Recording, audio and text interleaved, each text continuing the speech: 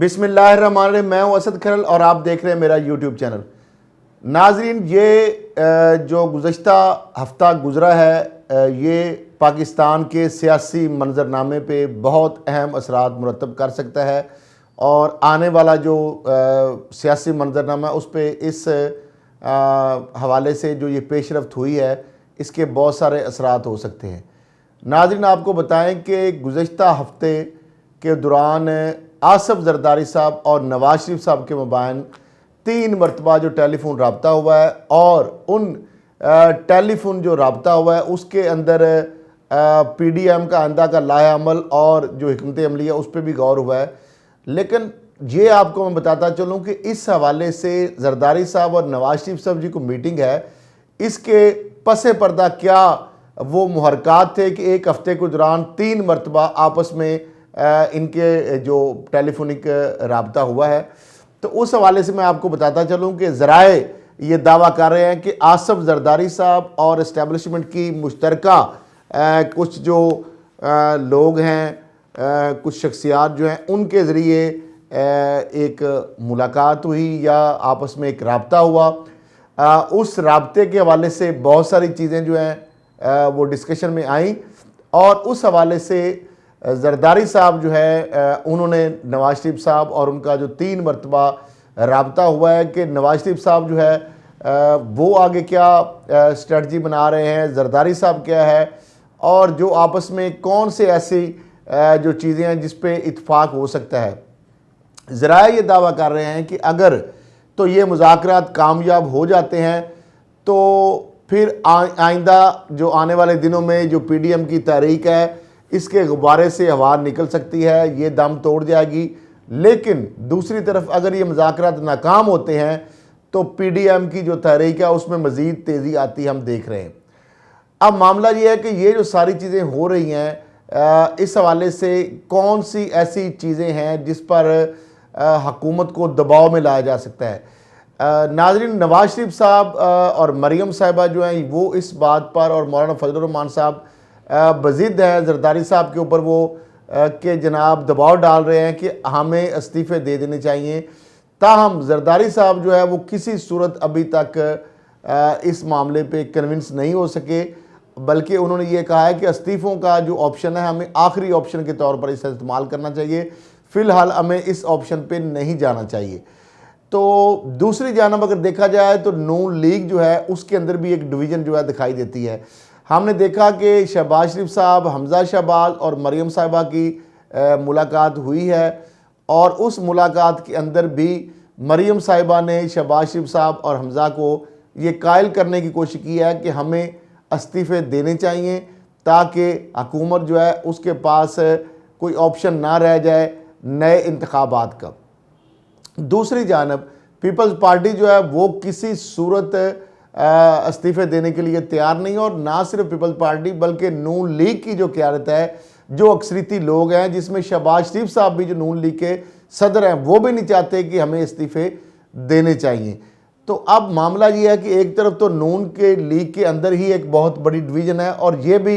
मैं आपको बता दूं कि अगर इस्तीफ़ों का मामला आया तो बहुत सारे लोग जो हैं अरकान सूबाई असम्बली, अरकान कौमी असम्बली और जो सैनेटर हैं वो जिस तरीके से ख्वाहिश कर रही हैं मरियम साहिबा कि वो इस्तीफ़े अपने जमा करा देंगे, वो जमा नहीं कराएंगे। ये बात आप नोट कर लें, वो जमा नहीं कराएंगे। दूसरी बात यह है कि पीपल्स पार्टी जो है वो किसी सूरत भी इस्तीफ़ों पे तैयार नहीं है, क्योंकि जरदारी साहब ऑलरेडी सिंध में हुकूमत में है,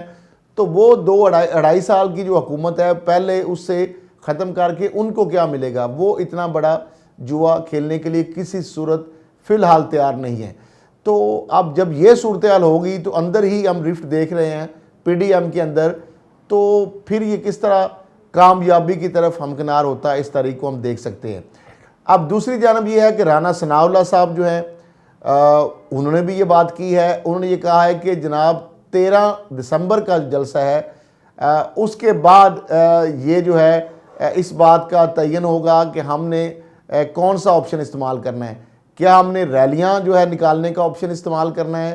क्या हमने लॉन्ग मार्च का ऑप्शन इस्तेमाल करना है, या तीसरा ऑप्शन जो है वो इस्तीफ़ों को इस्तेमाल करना है। तो इस हवाले से उनका ये कहना है कि 13 दिसंबर का जो जलसा है उसके अंदर ये आगे आइंदा का जो लाहेअमल है उसमें ये इख्तियार किया जाएगा। अब मामला ये, एक तरफ तो ये चीज़ें चल रही हैं, नवाज शरीफ साहब जरदारी साहब को यही कह रहे हैं कि जनाब हमें इस्तीफ़े दे के सारों को निकल आना चाहिए ताकि हुकूमत इलेक्शन पे मजबूर हो जाए। जरदारी साहब किसी सूरत भी नहीं चाहते कि इलेक्शन हों, वो चाहते हैं कि ऑलमोस्ट जो हुकूमत अपनी मुद्दत है वो पूरी करे और ताकि वो भी जो सिंध में उनको हुकूमत मिली है वो भी 2.5 साल उसको एंजॉय कर सके। अगली बात यह है कि जरदारी साहब जो है वो उन्होंने एश्योरेंस भी मांगी हैं, जो मीडिएटर थे उन्होंने, जरदारी साहब ने ये कहा है कि मुझे क्या मिलेगा। तो मामला ये है कि जरदारी साहब जो है अगले जो इलेक्शन है मे भी उनको पंजाब के अंदर कुछ सीटें मज़ीद ज़्यादा मिल सकती हैं और सिंध में भी शायद उनकी हुकूमत दोबारा भी बन सकती है और इस हवाले से भी उनको कुछ तहफ़्ज़ात हैं। तो ये मामला तो हो गया जरदारी साहब का। फिर नैब के जो केसेस हैं उस हवाले से उनको क्या क्या रिलीफ दिया जा सकता है या मिल सकता है, उस हवाले से भी उनकी एक बड़ी लंबी चौड़ी एक विश लिस्ट है। लेकिन इस सारे सिनेरियो के अंदर जरदारी साहब अगर बेनिफिशरी हो रहे हैं या वो इस हवाले से झुकाव रखेंगे तो क्या नवाज शरीफ साहब जो है वो जरदारी साहब की इस जो है बात के साथ किस तरह मुतफिक होंगे, क्योंकि नवाज शरीफ साहब भी चाहते हैं कि उनके केसेस जो हैं वो ख़त्म किया जाए या नैब जो है मौजूदा उसको ख़त्म किया जाए, उनके और उनकी फैमिली के केसेस को ख़त्म किया जाए, उन्हें पाकिस्तान आने दिया जाए, आज़ाद जिस तरह एक शहरी है जो उनकी सज़ा जो है, ये सारे जो मामलात हैं इस हवाले से अगर ये कानून ख़त्म हो जाता है तो ज़ाहिर बात है फिर वो नए जो कवानीन है उसके तहत तो ये केस बनते ही नहीं हैं, ये उसके अंदर प्रीव्यू में नहीं आएंगे। तो नवाज शरीफ साहब इस तरह की बहुत सारी उनकी भी एक लंबी चौड़ी एक फहरिस्त है जो मुतालबात की, तो क्या वो उनको दिए जा सकेंगे, ये सारी उनकी जो शराइत है मान ली जाएंगी। क्योंकि इमरान खान साहब जो है उससे पहले भी ये आपको बात बता दूं कि नवाज शरीफ साहब जो है वो जरदारी साहब या कुछ मुक़द्दर जो हलकों की आपस में कुछ नेगोशिएशन हुई थी और काफ़ी हद तक बहुत सारी चीज़ों पे मामलात जो है वो तय भी हो गए थे। ताहम इमरान खान साहब जो हैं उन्होंने इनकार कर दिया था, उन्होंने कहा था किसी सूरत भी वो NRO देने के लिए तैयार नहीं है। बेशक इसके लिए उनकी हुकूमत भी अगर चली जाती है तो उनको इस बात पे कोई पछतावा नहीं होगा, कोई निदामत नहीं होगी, क्योंकि वो आई इक़्तिदार में इनके एहतसाब के लिए हैं। तो लिहाजा वो इस सूरत में कभी भी कंप्रोमाइज़ इस मामले पे नहीं कर सकते। अच्छा, दूसरा इसमें एक अहम मामला है वो है नवाज शरीफ साहब की पाकिस्तान को जो मतलूब हैं, जो सज़ा याफ्ता हैं, जिस तरह वो गए, पाकिस्तान की हुकूमत उनको बरतानिया से मांग रही है। तो इस हवाले से 3-4 जो अहम डेवलपमेंट्स हैं वो भी आपसे मैं शेयर करूं। पहली बात तो ये है कि नवाज शरीफ साहब जो हैं वो लंदन जब गए, इससे पहले भी जब गए थे तो बाकायदा मनसूबा बंदी के तहत गए थे, वो तवील क़याम के लिए लंदन गए थे और उसी वजह से उस तवील क़याम को वहाँ यकीनी बनाने के लिए जब पनामा का केस चल रहा था तो वो पाकिस्तान आए थे, इसलिए आए थे क्योंकि उनका पासपोर्ट जो उनका जो वीज़ा था वो ख़त्म हो गया था और पाकिस्तान आके उन्होंने अपना 10 साल का जो वीज़ा है वो उन्होंने लगवाया था गंगाराम के साथ, जो फेडेक्स का ऑफिस है वहाँ पे जाके उन्होंने सबमिट किया था पासपोर्ट और 10 साल के लिए उन्होंने वीज़ा अप्लाई किया था, क्योंकि उनको पता था कि मैंने तवील दुरानिए के लिए मैंने लंदन जाना है। दूसरी बात यह है कि अब नवाज शरीफ साहब जो है उनको बरतानवी जो कानून के मुताबिक उनके पास चूँकि विजिट वीज़ा है, 6 माह से ज़्यादा यानी 180 दिन से ज़्यादा कोई भी गैर मुल्की विजिट वीज़ा पे लंदन जाने वाला बंदा, बरतानिया जाने वाला बंदा वहाँ पे क़याम नहीं कर सकता। अगर उसने दोबारा जब तक 180 दिन जो है उससे पहले एक दफ़ा उसको अपने मुल्क या किसी भी और मुल्क जो है लंदन यानी बरतानिया छोड़ना पड़ेगा और उसके बाद दोबारा जो है फिर वो 180 दिन तक वहाँ पे रह सकता है। नवाज शरीफ साहब के केस में ये नहीं हुआ। नवाज शरीफ साहब ने इसी खदशे के बायस कि उनका ये जो सारा वैलिडिटी है इस वीज़े की वो ख़त्म हो सकती है, उनका स्टे वहाँ पे गैर कानूनी हो सकता है, इसलिए उन्होंने अटैम्प्ट की थी कुछ अर्सा कबल अमेरिका वहाँ से जाने की, लेकिन वो अटैम्प्ट उनकी कामयाब नहीं हो सकी। उसके साथ साथ अब जो नवाज शरीफ साहब के लिए एक मामला हो गया सीरियस ये है कि बरतानवी कवानीन के मुताबिक कोई भी सज़ा याफ्ता मुजरम जिसकी उस उनकी सरजमीन के ऊपर वो नहीं रह सकता। नवाज शरीफ साहब चूँकि सज़ा याफ्ता हैं, मुजरम हैं, उनको अदालत से सज़ा हुई है और वो एक मेडिकल ग्राउंड पे कुछ देर के लिए उनको जो बेल मिली थी और रिलीफ मिला था, वो एफिडेविट दे के अंडरटेकिंग दे के कुछ देर के लिए इलाज की खातिर जो है उनको ये रिलीफ मिला था। अब वो अदालत की जानब से या हुकूमत की जानब से उनको वो जो चीज़ है वो 8 हफ्तों का जो मामला था वो भी ख़त्म हो चुका, 6 माह से ज़्यादा वहाँ पे उनका क़याम हो चुका। एक तो ये मामला इलीगल हो गया। दूसरा मामला जो सबसे एक ख़तरनाक मामला है वो है कि जो बरतानिया या अमेरिका, अगर हम उनको FIA या नैब के हवाले से अगर कोई बंदा मतलूब हो तो उसके हवाले से उन इदारों की रिक्वेस्ट को वो पजीराई नहीं देते। वो ये कहते हैं कि क्या अदालती अहकामात भी इस बंदे के हवाले से कोई हैं। अगर अदालत इस बंदे को मांग रही है या अदालत में ये सजा याफ्ता है या इसको इश्तहारी करार देती है तो देन जो है उस केस जो के अंदर वो यानी बरतानिया या अमेरिका उस केस को सीरियसली कंसीडर करते हैं और उनकी जो कवानीन है उनके मुताबिक वो बंदा जो है उस मुल्क उसको भेजना उनके कानून के मुताबिक भी लाजम है। अब नवाज शरीफ साहब जो है ये जब ये केस अब अल अजीज़िया और एवन फील्ड जो केसेस रेफरेंसेस के अंदर उनको जो नाकाबिल ज़मानत उनके वारंट हुए हैं और इश्तहारी करार दे दिया गया है, ये जब डॉक्यूमेंट्स जाएंगे बरतानिया के जो ऑलरेडी होम डिपार्टमेंट को हम लिख चुके हैं, बरतानवी होम डिपार्टमेंट को, तो इसके बाद नवाज शरीफ साहब को एज़ पर लॉ वो डिपोर्ट करने के पाबंद हैं। लेकिन हो क्या रहा है? हो ये रहा है कि नवाज शरीफ साहब जो है वो आने के लिए तैयार नहीं है और बरतानवी हुकूमत पर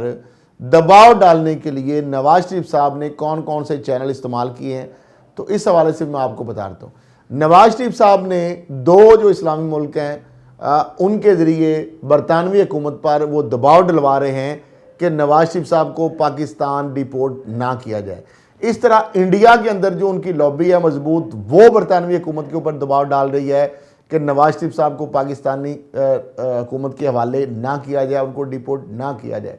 इस तरह अमेरिका के अंदर जो उनकी लॉबी है वो भी ये कोशिश कर रही है कि नवाज शरीफ साहब जो है उनको पाकिस्तान ना भेजा जाए। इस हवाले से आपको मैं ये भी बताऊं कि जो हुसैन नवाज साहब हैं, जो साहबजादे हैं नवाज शरीफ साहब के और हसन नवाज, और इस तरह नवाज शरीफ साहब खुद भी बहुत सारे ऐसे कारोबार हैं जिसमें भारतीय जो ताकतवर बिजनेसमैन भारतीय हैं वो इनके शराकतदार हैं। अब उसके हवाले से और वो जो ताकतवर भारतीय बिजनेस इनके शराकतदार हैं उनके मुद्दी के वो बहुत बड़े यार हैं और उनमें से एक वो ताकतवर जो बिजनेस है, हालिया दिनों में उनकी नवाज शरीफ साहब से लंदन में मुलाकात भी हुई है जिसमें हुसैन नवाज भी शामिल थे।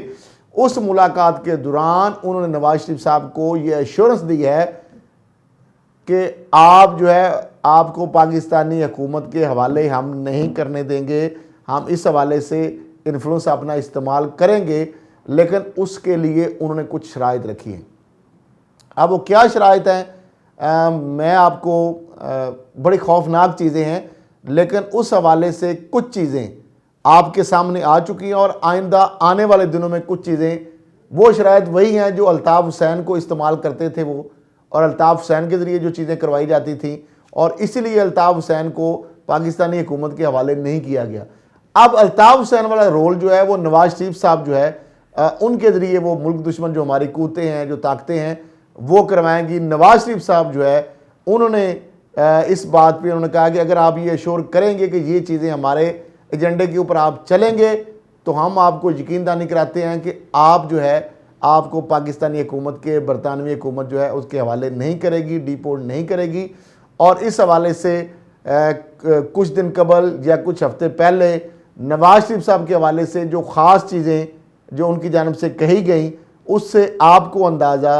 हो जाएगा या हो चुका होगा कि नवाज शरीफ साहब उन इंटरनेशनल जो प्लेयर हैं उनके हाथों में पूरी तरह उन्होंने खेलना शुरू कर दिया है और वो उनका एक कठपुतली के तौर पर वहाँ बैठ के वो किरदार अदा करेंगे। और ये बात उन्होंने कहा कि इस बात के साथ मशरूत है, जब तक आप हमारे इशारों पे चलते रहेंगे उस वक़्त तक हम पाकिस्तानी हुकूमत की बावजूद एफर्ट के हम आपको पाकिस्तान के हवाले नहीं करेंगे, लेकिन जो ही आप हमारी लाइन से हटेंगे तो फिर आपको यहाँ रहना एक दिन भी आपका मुश्किल हो जाएगा। अब देखना ये है कि नवाज शरीफ साहब जो है वो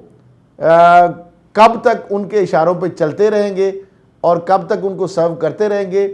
और दूसरी जानब ये है कि ये जो सारी अब चीज़ें हैं ये पाकिस्तान के इदारों को भी इस मामले में इल्म है, वज़ीर-ए-आज़म पाकिस्तान को भी अच्छी तरह इसका इल्म है। और अब ये देखना ये है कि ये जो